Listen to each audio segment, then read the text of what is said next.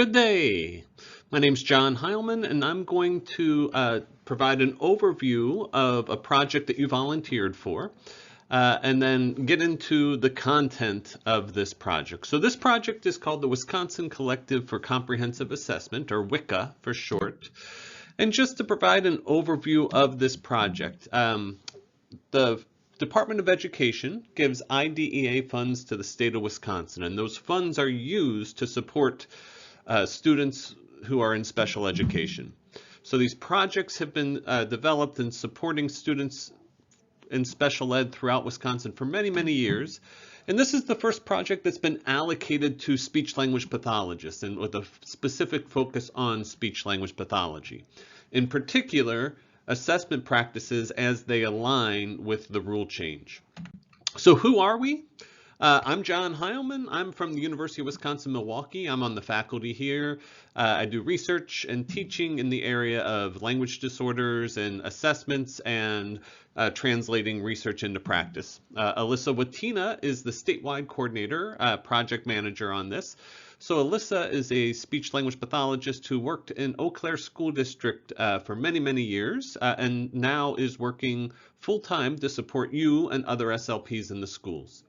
I also want to say that Dawn Mirth Johnson is part of this project as well in her role as consultant at DPI. Less in the day-to-day, but overview of this project as a whole. Who we are not the DPI police or the assessment police or the university judgmental people. We are not here to judge or make judgments or evaluate you on what you're doing or what you're not doing. We are simply here to help. We want to help provide resources, help provide training, help provide coaching, and also learn from you about how we can support you and how we can adapt our assessment practices to meet the very real and very busy demands that you have in your day-to-day practice. So what are you doing in this project? This is a pilot project on Criterion reference assessment. So this broader project, the broader WICA project, is going to be looking at all aspects of assessment. We're just going to spend a few months looking at Criterion reference assessments before we launch this program fully next year. We're going to do module-based learning where we'll provide a training video like we're doing today, 20-30-minute training video that you can do at a time that's convenient for you. And then we'll give you an opportunity to practice some of the things that you're doing with your current students. And then Alyssa is a trained coach, so she will provide some coaching to help you develop your own goals and to give you some feedback and really just try to help foster your own growth as an SLP. We also may do some community of practice meetings in there so we can learn from each other and hear from each other. We also hope that Green Bay will continue with the full implementation of this project in the 23-24 and 24-25 school years. That's going to be where we're really fully rolled out and going year-round, available to all SLPs in the district. So there's going to be more topics in that. And then also, hopefully, you will be early adopters, early ambassadors for that broader initiative when we go to your full district. When we get into that phase, we're also going to be working with getting feedback from you as the SLPs and working with administrators in your buildings and in your district to really be advocates for SLPs and to try to help problem solve where some of the breakdowns are. So as far as the plan goes, we have a link to the Google Drive here that I will give you multiple times. So we have our own Google Drive that you can access, where you can access all of the materials. And within this Google Drive, you'll see, you'll see a folder that has each of the modules. So all of the materials for Module 1 are in that top folder. And then we also have a independent doc where this arrow is pointing, showing the schedule. So within each of these modules, within each of these 4 modules, we're going to distribute a video like we're doing today and give you about a week to watch it. And then we'll give you about another week to do an application activity. So for example, all you're going to do this first module is think about a student, select a student, and start developing some questions about what you'd like to learn about that student. For this first module, we're going to do individual coaching so Alyssa can meet with you, see where you're at, and help develop some goals. And you'll see that we'll follow this similar pattern. Module 2 is going to be a little bit abbreviated because we have spring break in there. But then modules 3 and 4, same type of thing of training video, application activity, and coaching or community of practice. So that's the plan. We should be done by the beginning of May. We're trying to really fit this into your busy schedules.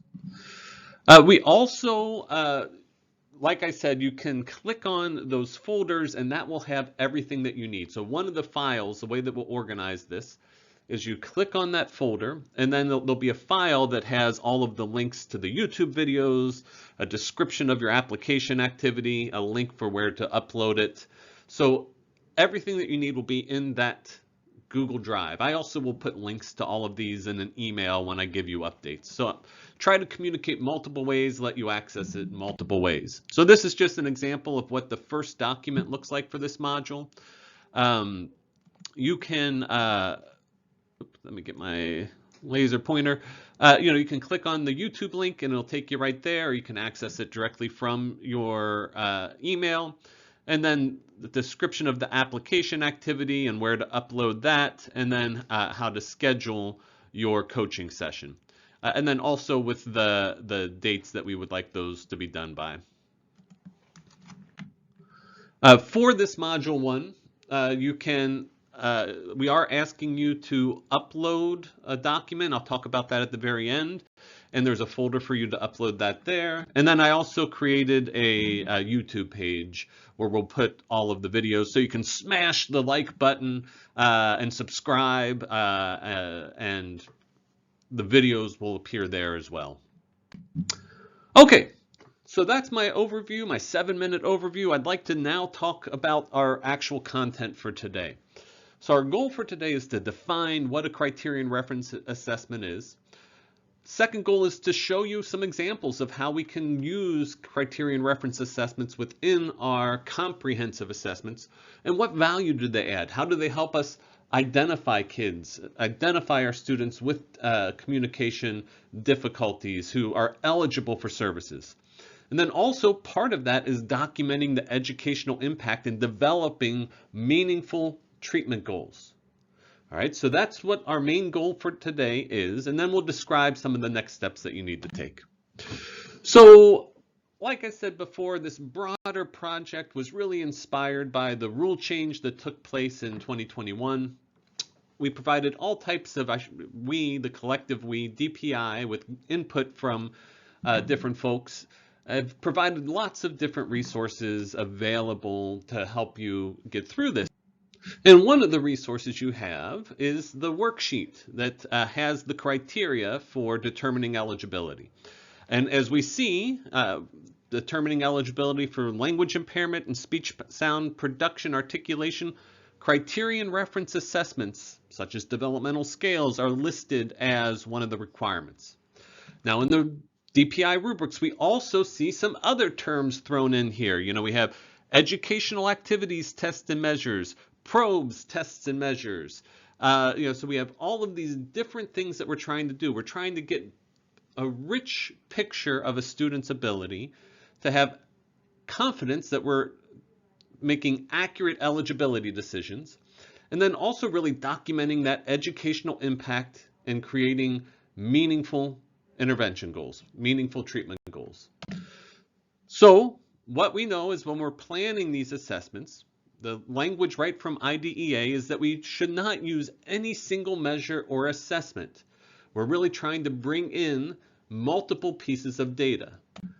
Now this starts to get a little confusing, right? There's lots of different terminology: standardized, norm reference, probe, academic, criterion, dynamic, lots of different terminology. Okay, so I want to stay with our primary focus today of criterion reference assessment. And I think a good way to start is by contrasting that with the tests we're most familiar with, those norm reference assessments. So norm reference tests, these are those tests that usually come in a nice packaged set of materials, something like the SELF or the TOEL or the CASEL, where it's highly standardized, right? So these norm reference tests, they're highly standardized. So like It'll have a cue where you give the same probe to everyone. Here is a boy, and here is a, trying to get that closed procedure and looking for that input of girl, right? And we have very standardized directions and materials that we use, so it's all the same. So one of the ways that we can make things highly standardized is by looking at very small parts of language. We can look at how kids are producing individual morphemes, how they're understanding simpler and more complex sentences. We can look at how many synonyms are they identifying. So with these norm reference tests, they're highly standardized and they tend to look at these small pieces of language. And then because we're comparing apples to apples, everyone's done the same thing. We can compare your performance to some sort of normative sample and really get a fairly precise estimate of how their relative ranking is compared to their peers. And I should do precise in air quotes because nothing is perfect. There's measurement error and everything. But this is, really what these were designed for, is to show your relative standing in the form of a percentile or a standard score. So if that's a norm reference test, then our non-norm reference tests, aren't those just informal tests? And so I want to talk a little bit about that term because I think we use that term a lot. When I hear the term, I think of, it's kind of just an informal test. I'll see what they're doing. I'll kind of watch them. I'll kind of look at their homework that they've done. Maybe I'll kind of observe them, or I'll kind of see how they're doing at having a conversation. And I don't think that's really what we're doing, right? We're not just flying by the seat of our pants. We're not just improvising. What we're really doing is we're really doing a criterion reference assessment. So we're doing an assessment where we're not interested in your relative ranking, which percentile you're in. We're interested in determining whether or not you're meeting a certain criterion, right? So if I'm looking at your homework, is this homework looking, does this look like what you should be doing at your grade level? If I'm looking at your performance on some sort of academic standard, are you meeting the expectation for your grade? If I'm looking at a developmental scale, are you meeting some of those milestones that we expect at different ages or different grades? So one of our ASHA definitions that's really nice is, instead of comparing to a normative sample, we're looking at how you do against a set of predetermined criteria or performance standards, right? So are you performing at the level we expect you to perform? When we think about criterion reference assessments in an educational setting, usually we're looking to see, has a student learned a body of knowledge, right? So if we have all of those beautiful academic standards of what kids should be doing in kindergarten, third grade, fifth grade, we can say, are students meeting the criteria in these different areas? So I just wanted to give some examples of what this could look like. So, one thing we might be interested in seeing is, how does our student do when they're talking about their friends? Seems like an important skill, seems like something you need to do to engage and maintain friendships. And there could be a criterion that we're looking at that by 48 months, they should be able to name 2 of their friends that they have. They should be able to talk about their friends. They should be able to name those friends. And this, where we get these data from, are from the Ages and Stages, the Ages and Stages questionnaire.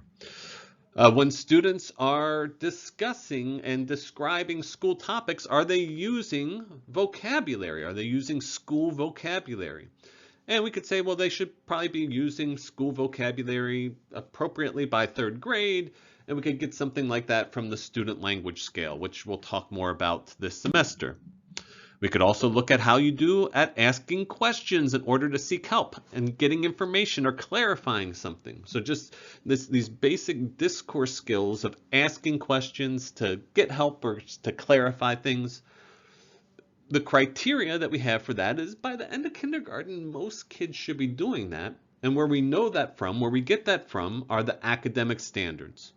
Okay, I have one more I'm going to show you, but I just want to kind of clarify here, or just illustrate how this differs from a norm reference test. A norm reference test might look at how you ask questions and look at 20 different specific types of questions that you can ask. And then it can say, all right, how do you compare to your peers? Are you in the 5th percentile? Are you in the 20th percentile? Maybe you're really good at this and you're in the 75th percentile. That's not our goal with these assessments. Our goal is to say, are you meeting these criteria, or criterion if we want to use the singular versus plural?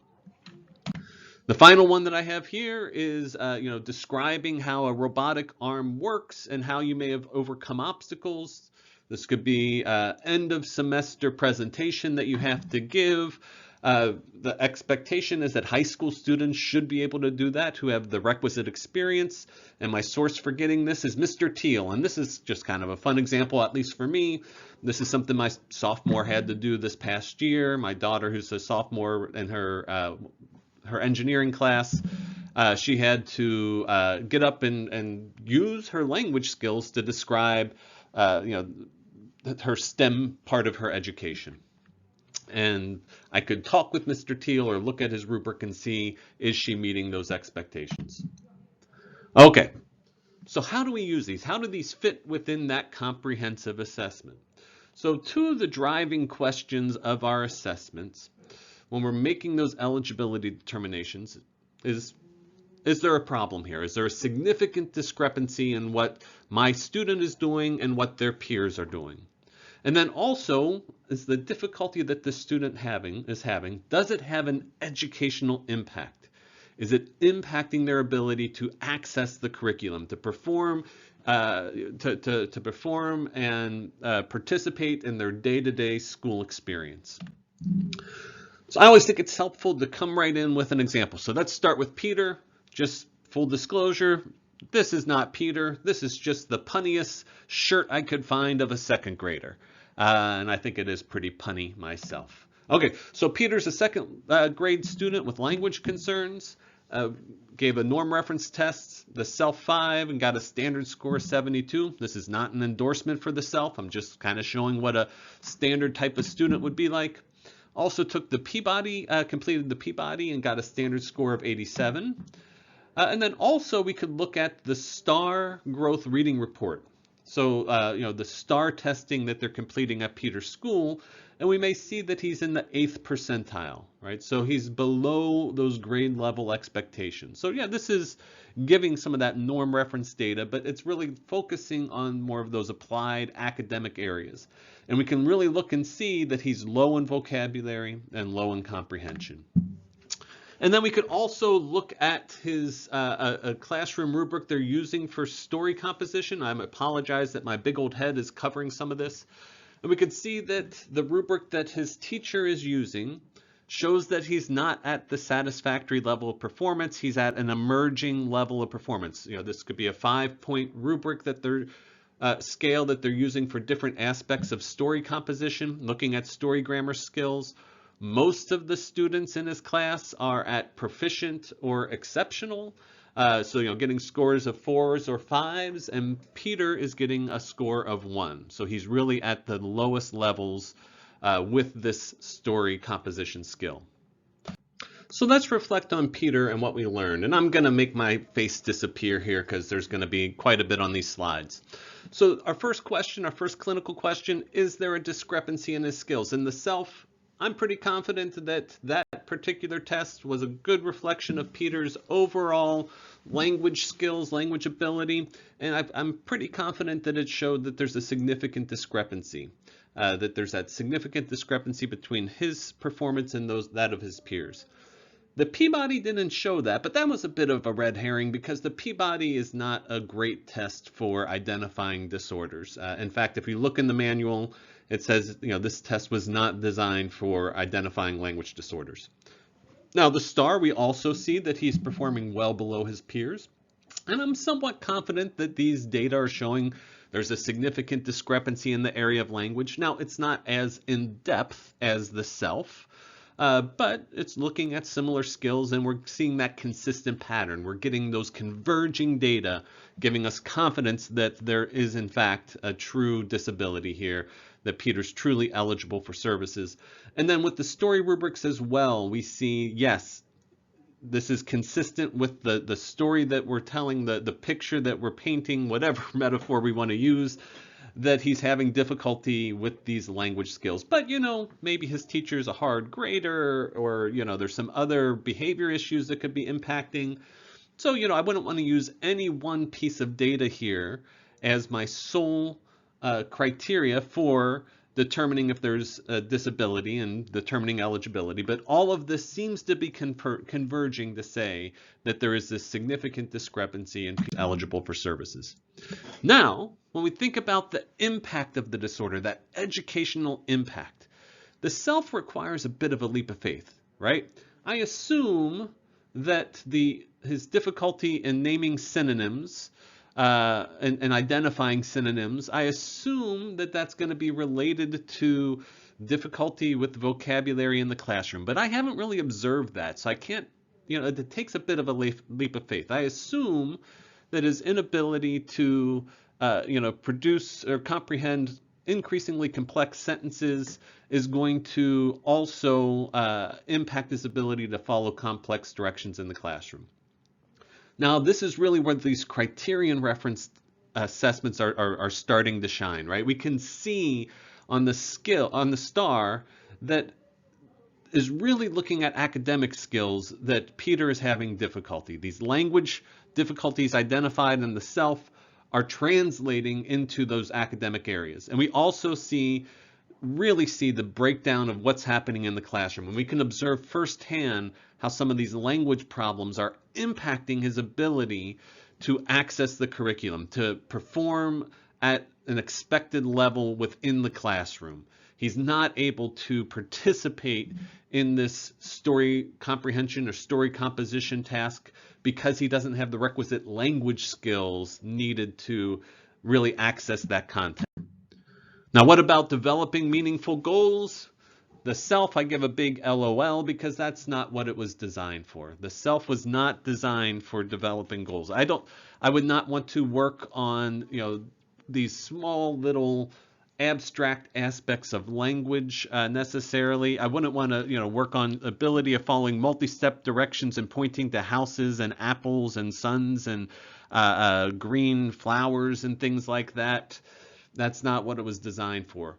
Those criterion reference assessments, those really open the door to identifying meaningful goals, finding ways of really accessing the curriculum, improving Peter's ability to access the curriculum. Also opens excellent collaborative opportunities with the classroom teacher. So if we kind of take the step back and think about Peter and what we gained from the criterion reference assessments, what was the value added?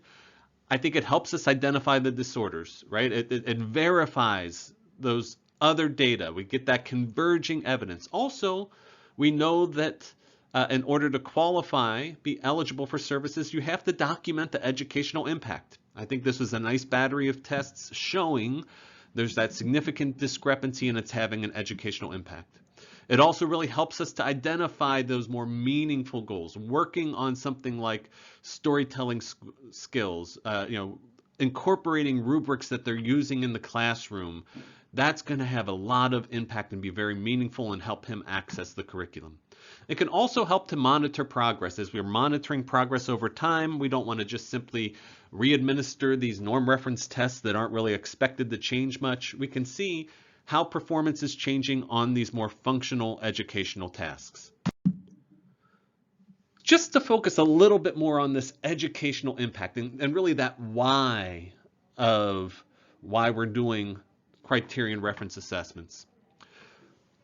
If you contrast those norm reference tasks from some of these criterion reference tasks, we can really look more at functional communication skills and performance on educational tasks.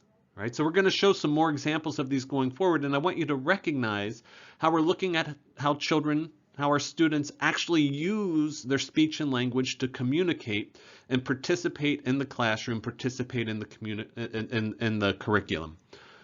We can also see how our students communicate in everyday situations, right? How are they getting by? Where are some of the breakdowns? How is the communication difficulty that the student is having? How is this impacting their day-to-day life? Now, another area where criterion reference assessments add significant value to our comprehensive assessments is when we're thinking about students from non-mainstream backgrounds. So our norm reference tests are often biased against speakers from non-mainstream backgrounds. The general assumption with most of our tests is that the student taking the test is a monolingual speaker with a mainstream dialect. So for our students who are bilingual or may speak a non-mainstream dialect like African American English, it may be an unfair test to administer to that student. There's also an assumption that all students are good test takers. You have to have pretty good test taking skills in order to access these norm reference tests, in order to perform, in order to get valid data from these norm reference tests. Now, criterion reference assessments, they can overcome some of these biases. We're often looking at more naturalistic tasks. So instead of looking at those specific little components of language, we're looking at your overall communication effectiveness. We're able to adapt to different languages and to different dialects. We have more ability to adapt because we're often looking more broadly at communication effectiveness. Okay, so let's take a look at Amy. She got a 79 on the CAP 2. The DIBELS is a curriculum-based measure looking at early literacy skills. And we see that Amy on this got a composite score of 339. So that's well above, or at least above, areas that will require strategic support. And we also see that there are some spelling errors in her classroom writing sample, but they're not phonological in nature. And the teacher reports that these errors are very common for other students Amy's age. So what I would argue here is that we're seeing some articulation difficulties that Amy is having. We're seeing not major widespread phonological patterns, but a few different difficulties with speech sounds. And we're not seeing a real large educational impact, at least in the area of reading and writing. Now we can contrast this with Amy's twin sister, Allie. Right, so Allie scored on the CAP 2, also scored below most of her peers, but a bit lower. We're seeing multiple phonological processes. Here on that DIBELS composite score, we're seeing that she's in the range of requiring those intensive supports. And we're seeing multiple spelling errors that correlate with those phonological errors in her writing sample. So I would argue that Amy and Allie present two different profiles, and the criterion reference assessment really help us to make that differentiation. Right? With Amy, we see more mild discrepancy with peers and a minimal educational impact. So I may be less likely to provide intensive supports or to even claim that she would be eligible for services or make that determination. With Allie, I have much more confidence that there is that significant discrepancy and that it is having that educational impact and that she is a great candidate to receive our precious services, our precious resources of services to work on these functional educational tasks. Let's take a look at Daniel. Daniel's in 3rd grade, and we were able to administer the bilingual versions, English and Spanish versions of the SELF, and he is a Spanish-English bilingual student. We see that his, and in these areas, we see that the Spanish is a bit higher than the English, but both are fairly low. We also see that his Spanish star reading growth is in the 1st percentile, and then administered the cubed, which is a criterion reference assessment on narrative skills. So this is an example that we can illustrate with you later this semester. And we see that he's having difficulty with story grammar, explaining the story, using appropriate vocabulary, not using very complex language. We see this in both Spanish and English, and we should note that the criteria that were developed for this test were developed with bilingual students, and that was our fair comparison. So what we're seeing with Daniel here is, again, that converging evidence showing that there is this true disability that he's having. I feel confident that a student like Daniel would be eligible for services. We also see how this is impacting him in his education. Narrative skills are a key part of the elementary curriculum, as we see in the Wisconsin state standards, and Daniel is struggling in this area. So hopefully that illustrated what some of these look like. I just want to do a quick overview of what the application activity is. I'd like you to identify a student And so this could be a student, maybe you're thinking about dismissing and you want to really look at the converging evidence. This could be a student where you really want to explore the educational impact of their disorder, right? So maybe think about adjusting their goals to get them more educationally relevant. I also know in your district that inclusive practice is a big push. It's a big initiative now. So another thing that may be good is to identify a student whose teacher you like to work with, maybe a teacher that you have a collaborative relationship with. And we're going to discuss and get practice using these assessments throughout this semester. I think it would work well to have a student who's on your caseload. If you're doing an initial eval, you could consider that, but I think to look at this throughout the semester, that student who's currently on your caseload would be great. So what are things that we'd like you to do? We'd like you to provide some background, right? So this is all written out on that document on our Google Drive, but just to talk through it, give us a little bit of background so we know something about your student. Please don't use any identifying information. You can use initials, but please don't add any other identifying information. We'd like you to think about what you'd like to learn through this Criterion reference assessment, right? So, how could it maybe help you with determining if this student's eligible for discharge, if that's an appropriate decision to make? Maybe you really want to think about this educational impact question, right? That's a big highlight of what is in the revised rule for speech language impairment. So really doing a deep dive into thinking about educational impact. Maybe there's certain aspects of the curriculum you want to learn about. What are some things that you want to open up the discussion with the teacher? What would you want to learn from the teacher? And then just more broadly, what types of questions do you have about Criterion reference assessment? So we'd like you to have just a very short summary. I have an example of what it might look like, and you can upload it to the Google Drive by the 5th, and be sure to have some fun.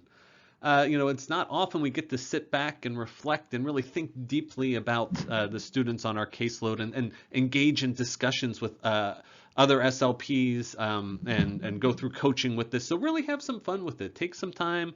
Have some fun, and we'd love to learn more about your student and take this journey with you.